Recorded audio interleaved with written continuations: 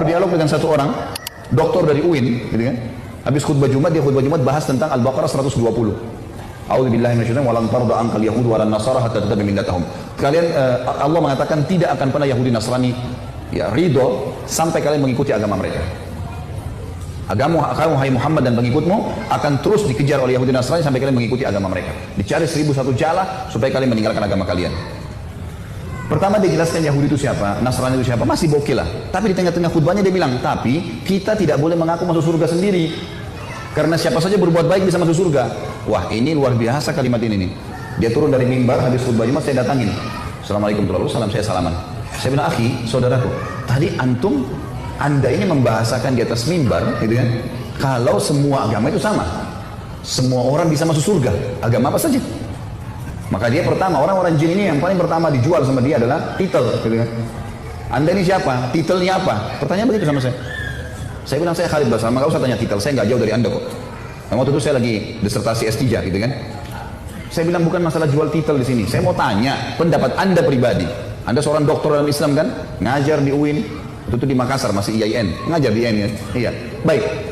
Anda pasti tahu lah, tidak usah datangkan untuk saya rujukan. Saya tidak butuh referensi, nggak usah sebutin dari kitab ini, dari buku, nggak usah. Anda pribadi sudah doktor dalam Islam pasti tahu bahasa Arab. Kalau enggak maka makin sulit untuk dikatakan doktor gitu kan. Pasti ngerti bahasa Arab. Bagaimana pendapat Anda pribadi? Nggak usah datangkan buku apapun, nggak usah buku tafsir, nggak usah pendapat ulama Anda pribadi. Firman Allah dalam surah Bayyinah. Anak-anak TPA Muslim hafal tuh. A'udzubillahi minasyaitonir rajim. Innal ladzina kafaru min ahlil kitabi wal musyrikina. Lanjutannya apa? Nggak ada yang hafal. Wajar kita kalah. Musyrikina fi nari jahannam khalidina fiha. Kata Allah, sesungguhnya telah kafir ahli kitab, Yahudi dan Nasrani. Nggak boleh ragu dengan itu. Allah mengatakan, dan orang-orang musyrik, penyembah-penyembah berhala, dan mereka akan kekal dalam api neraka kalau mereka meninggal dengan keyakinan itu. Allah yang bilang, Allah bilang mereka kafir, Anda bilang bukan.